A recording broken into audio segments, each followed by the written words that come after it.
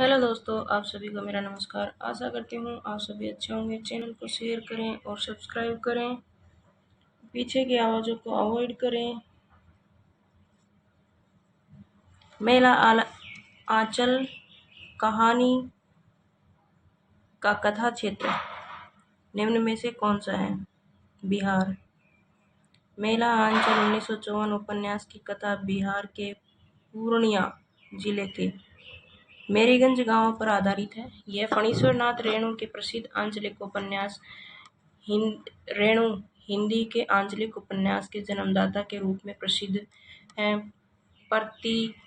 परिकथा 1957, दीर्घतमा तपा 1963, जुलूस 1965, पलटू बाबू रोड 1979 रेणु के अन्य प्रसिद्ध उपन्यास हैं। मेला आंचल कहानी नहीं है बल्कि फणीश्वर नाथ रेणु का उपन्यास है। निम्न में से कौन सा सूर्यकांत त्रिपाठी द्वारा रचित उपन्यास नहीं है? पूर्ण प्रकाश। पूर्ण प्रकाश भारतेंदु हरिश्चंद्र का अनुदित सामाजिक उपन्यास है। शेष तीनों उपन्यास प्रभावित 1936, अलका 1933 तथा निरुपमा 1936 सूर्यकांत त्रिपाठी निराला के उपन्यास हैं। पूर्ण प्रकाश उपन्यास का पूरा नाम पूर्ण प्रकाश चंद्रभूषण है। यह मराठी से हिंदी में अनुदित है। जन्म के अनुसार निम्नलिखित कथाकारों का सही अनुक्रम है। जन्म के अनुसार कथाकारों का सही अनुक्रम: भगवती चरण वर्मा, जैनेन्द्र हजारी प्रसाद द्विवेदी, अमृतलाल नागर।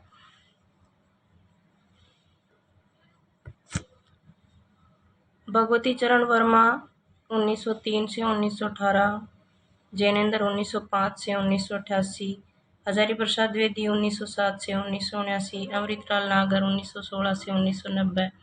हिंदी में तिलस्मी अय्यारी उपन्यास के प्रवर्तक कौन है? तिलस्मी अय्यारी उपन्यास के प्रवर्तक बाबू देवकीनंदन खत्री है।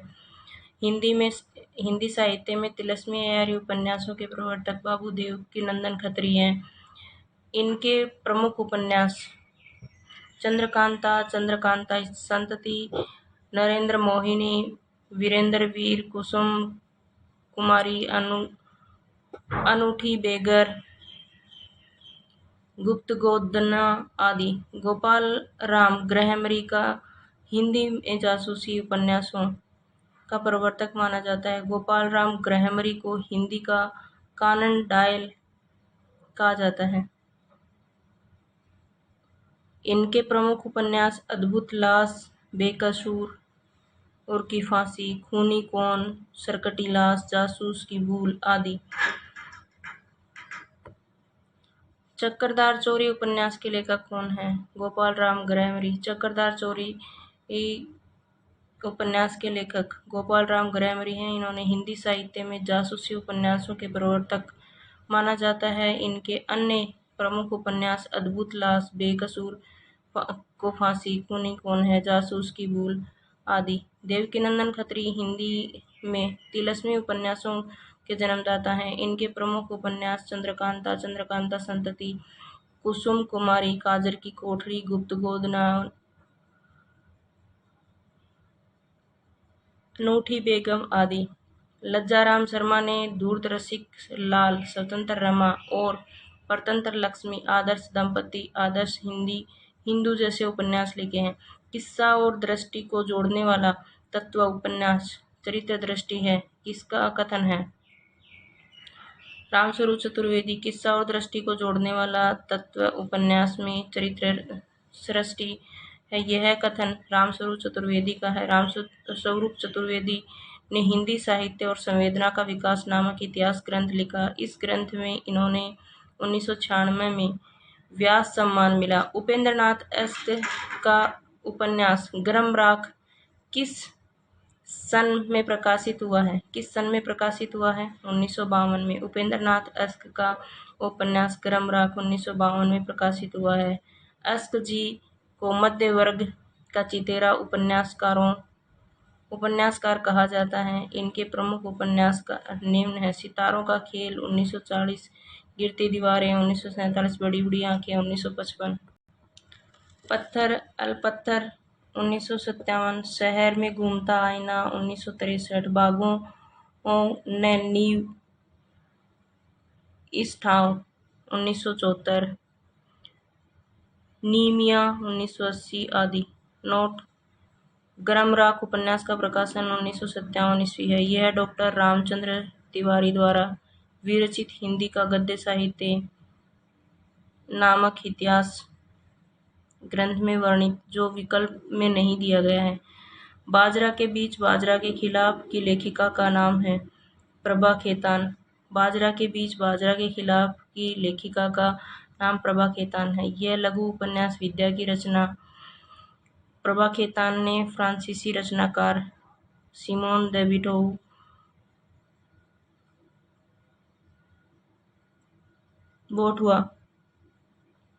बोहुआ की पुस्तक द सेकंड सेक्स का अनुवाद स्त्री उपेक्षिता के कारण काफी चर्चित रही है। प्रभा खेतान द्वारा रचित उपन्यास आओ पेपे घर चले, तालीबंदी, छिन्नमस्ता, अपने अपने चेहरे, पीली आंधी आदि आचार्य हजारी प्रसाद द्विवेदी द्वारा लिखित उपन्यास है। पुनर्वा आचार्य हजारी प्रसाद द्विवेदी द्वारा लिखित उपन्यास बाण भट्ट की आत्मकथा चारू चंद्रलेख। पुनर्वा अनामदास का पोथा जब निर्वासित अनूप लाल मंडल द्वारा निरूपित निराला द्वारा बथुआ की बेटी उग्र द्वारा रचित उपन्यास है। पंडित सरदाराम फुलेरी के उपन्यास भाग्यवती का रचनाकाल क्या है? 1877। पंडित सरदाराम फुलेरी के उपन्यास भाग्यवती का रचनाकाल 1873 ईस्वी है। फुलेरी सनातन धर्म का प्रचारक, ज्योतिष, स्वतंत्रता संग्राम सेनानी, संगीतज्ञ तथा हिंदी और पंजाबी के प्रसिद्ध साहित्यकार थे। इनके द्वारा रचित आरती ओम जय जगदीश हरे बहुत ही लोकप्रिय हुई। फुलेरी जी द्वारा रचित अन्य कृतियां सत्यामृत प्रवाह है, सत्य उपदेशक, तत्वदीपक आदि। झूठा सच के दूसरे भाग का शीर्षक है देश का भविष्य। झूठा सच उपन्यास के लेखक यशपाल हैं। यह उपन्यास 2 भागों में है। पहले भाग का शीर्षक वतन और देश 1958, दूसरे भाग का शीर्षक देश का भविष्य 1960। यशपाल द्वारा रचित अन्य औपन्यासिक कृतियां दादा कामरेड 1941, देशद्रोही 1943, दिव्या 1945, पार्टी कामरेड 1946, मनुष्य के रूप 1949, अमिता 1956, अप्सरा का सांप 1965, तेरी मेरी उसकी बात 1974। फणीश्वरनाथ रेणु कृत आंचलिक उपन्यास मेला आंचल है। फणीश्वरनाथ रेणु कृत आंचलिक उपन्यास मेला आंचल 1954 है। फणीश्वरनाथ रेणु आंचलिक उपन्यासकार। रेणु कृत मेला आंचल उपन्यास में पूर्णिया जिले की मेरीगंज गांव की कथा का वर्णन है। फणीश्वरनाथ रेणु के प्रमुख उपन्यास निम्न हैं: मेला आंचल, परी कथा, दीर्घ तपा, जुलूस, कितने चौराहे, पलटू बाबू रोड, राम रतन राय। अपूर्ण उपन्यास। फणीश्वरनाथ रेणु अपना साहित्यिक गुरु बंगला उपन्यासकार सतीनाथ भादुड़ी को मानते हैं। फणीश्वरनाथ रेणु हिंदी में आंचलिक उपन्यास के जन्मदाता के रूप में प्रसिद्ध हैं। मृगनयनी 1950 उपन्यास के रचनाकार वृंदावन लाल वर्मा है। शेखर एक जीवनी भाग 1 1940 और भाग 2 1944 अज्ञे द्वारा रचित उपन्यास है। गोदान 1936 उपन्यास के रचनाकार मुंशी प्रेमचंद है। वृंदावन लाल वर्मा को हिंदी में सर वाल्टेर स्कॉट की उपाधि दी जाती है। राग दरबारी के रचनाकार श्रीलाल शुक्ल हैं। राग दरबारी 1968 के उपन्यासकार के रचनाकार श्रीलाल शुक्ल। राग दरबारी उपन्यास में शिवपालगंज की जिंदगी का यथार्थ चित्रण हुआ है। श्रीलाल शुक्ल के उपन्यासों में राजनीतिक व्यंग्य और एवं आंचलिकता का मिश्रण है। श्रीलाल शुक्ल के प्रमुख उपन्यास निम्न हैं: सनी घाटी का सूरज 1957, अज्ञात 1962, राग दरबारी 1968, सीमाएं टूटती हैं 1973, मकान 1976, पहला पड़ाव 1987, विश्रामपुर का संत 1998। सन 1969 में श्रीलाल शुक्ल द्वारा रचित उपन्यास राग दरबारी के लिए साहित्य अकादमी पुरस्कार प्रदान किया। गया है। श्रीलाल शुक्ल और अमरकांत को संयुक्त रूप से सन 2011 का भारतीय ज्ञानपीठ पुरस्कार प्राप्त हुआ है। इनमें से कौन सा उपन्यास प्रेमचंद का नहीं है? गबन तो है,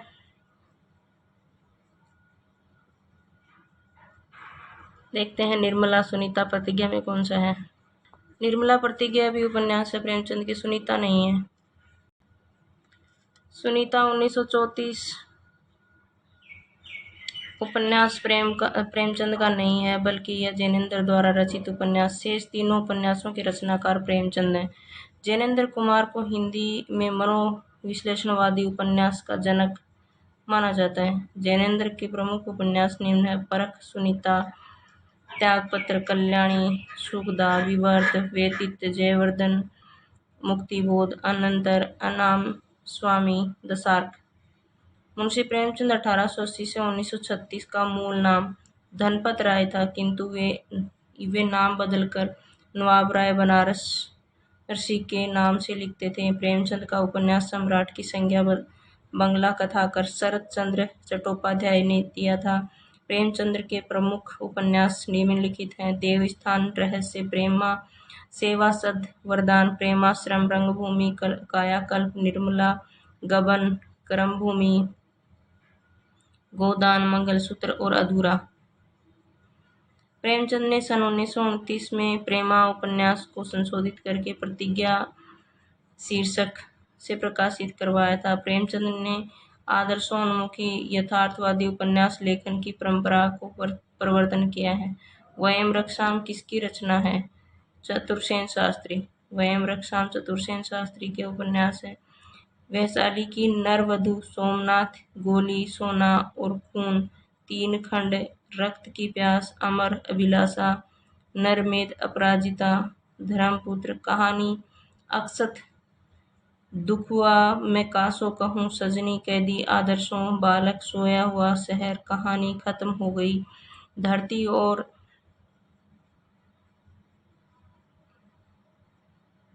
आसमान, मेरी प्रिय कहानियां, नाटक, राज सिंह, मेघनाथ, छत्रसाल, अमर राठौड़, उत्सर्ग, क्षमा। ये सभी रचनाएं, कहानी, नाटक और उपन्यास चतुरसेन शास्त्री के हैं। बाणगढ़ की आत्मकथा की साहित्यिक विधा है उपन्यास।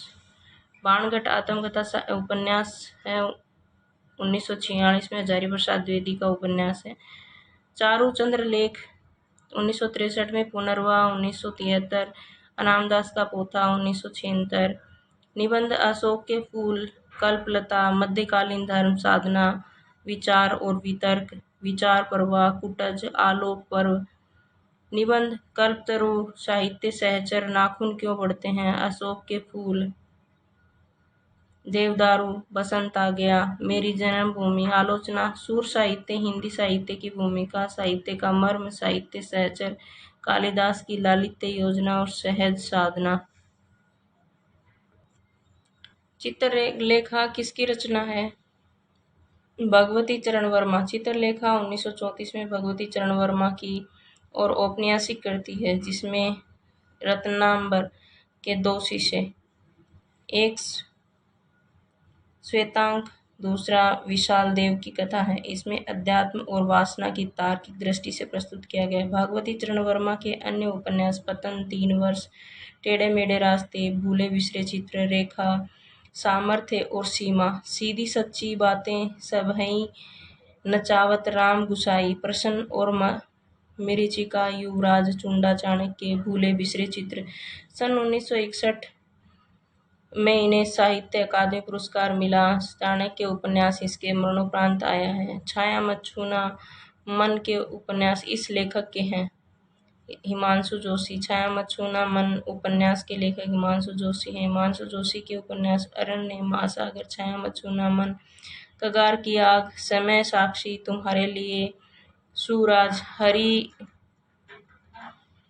हरि सुमन बिष्ट के उपन्यास ममता, आसमान झुक रहा है, होना पहाड़, आचरी माचरी, शैलेश मटियानी के उपन्यास हौलदार, चौथी मिट्टी, जल तरंग, बोरीवली, इको, बोरी बंदर, आकाश कितना अनंत और 52 नदियां।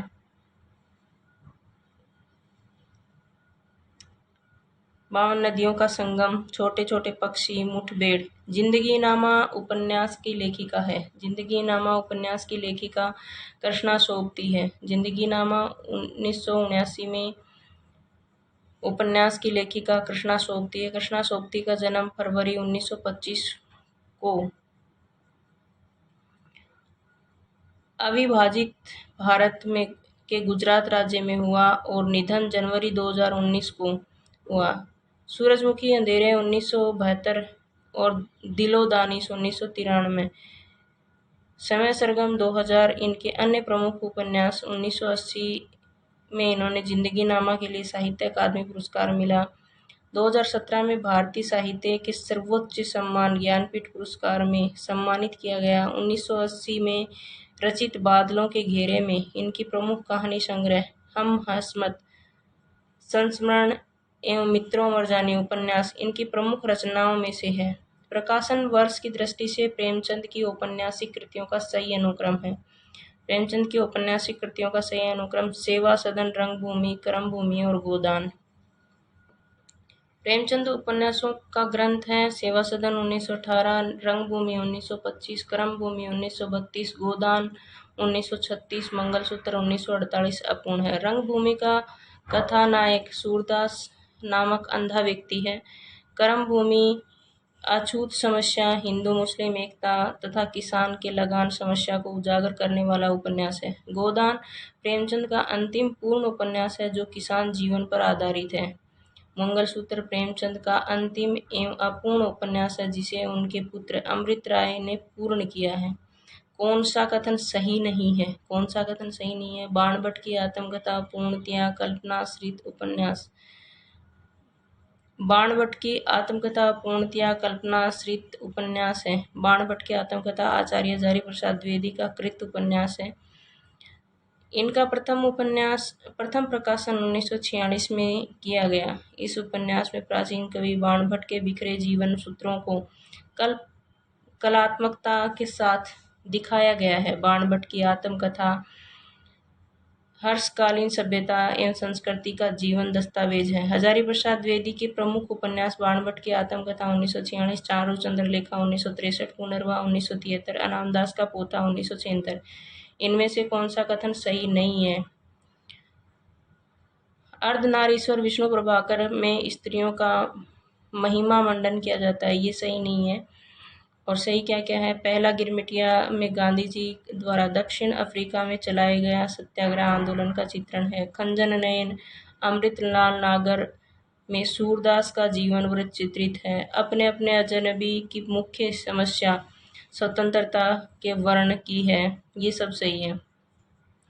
अर्धनारीश्वर विष्णु प्रभाकर में स्त्रियों का महिमा मंडन किया गया है, यह कथन सही नहीं है। अर्धनारीश्वर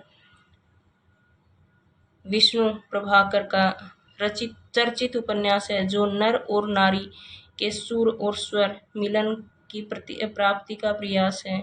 अपने अपने अजनबी अगे द्वारा रचित उपन्यास है। इसमें मुख्य समस्या स्वतंत्रता के वर्ण की है। अमृतलाल नागर द्वारा रचित उपन्यास खंजन नयन सूरदास के जीवन पर आधारित है। इसमें कुल